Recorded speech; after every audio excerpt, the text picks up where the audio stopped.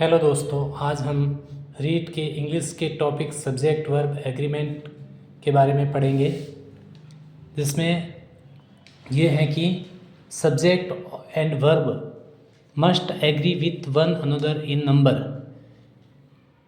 Thus, if a subject is singular, its verb must also be singular. If a subject is plural, its verb must also be plural. तो rule first में हम ये पढ़ेंगे कि जैसे subject अगर singular है तो उसकी वर्ब भी सिंगुलर ही होगी।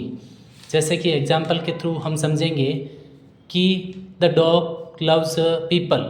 जैसे डॉग कैसा है तो सिंगुलर सब्जेक्ट है, तो इसकी वर्ब भी कैसा है, सिंगुलर वर्ब, यानी जिसमें वर्ब में एस यस का प्रयोग हुआ तो ये भी क्या होगी, सिंगुलर वर्ब हो गई। दूसरा हम जो एग्जाम्पल देखेंगे वो है कि प्लूरल सब्जेक्ट हो तो वर्ब कैसे होगी, प्लूरल होगी।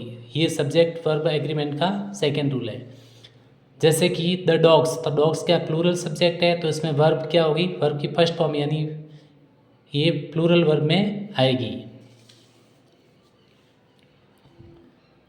रूल नंबर जो 2 है उसमें कि अगर दो सब्जेक्ट एंड से जुड़े हुए तो उसकी जो वर्ब है, अगर दो सब्जेक्ट एंड से जुड़े हुए हैं तो उसकी वर्ब कैसी होगी, प्लूरल होगी। जैसे कि ऋषभ, राहुल एंड विकास, जैसे 3 सब्जेक्ट हैं तो उसकी वर्ब क्या है, Rishabh, Rahul and Vikas walk to the store. तो 3 सब्जेक्ट हैं और एंड से जुड़े हुए, इसका मतलब ये वर्ब के किस में आएगी, प्लूरल में आएगी। आगे हैं rule number 3, Rohan and Meera are coming. तो रोहन और मीरा 2 सब्जेक्ट हैं और एंड से जुड़े हुए, तो वर्ब भी कैसे होगी, प्लूरल होगी।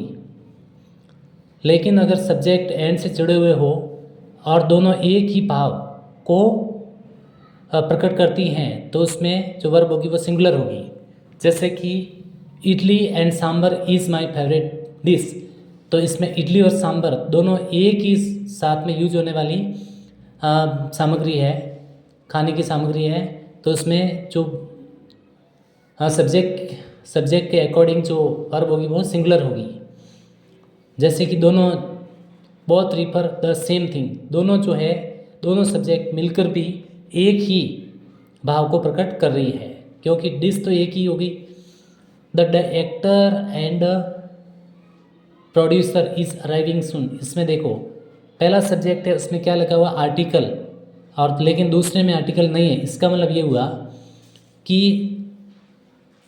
एक आर्टिकल लगने से वह सब्जेक्ट कॉमन हो गया, एक्टर एंड प्रोड्यूसर, यानी एक ही व्यक्ति के लिए कि एक आर्टिकल यूज हुआ है।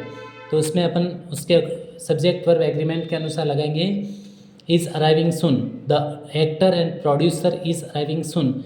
इसका मतलब कि ये एक ही पर्सन है, क्योंकि इन दोनों में अलग अलग आर्टिकल लगे हुए नहीं हैं।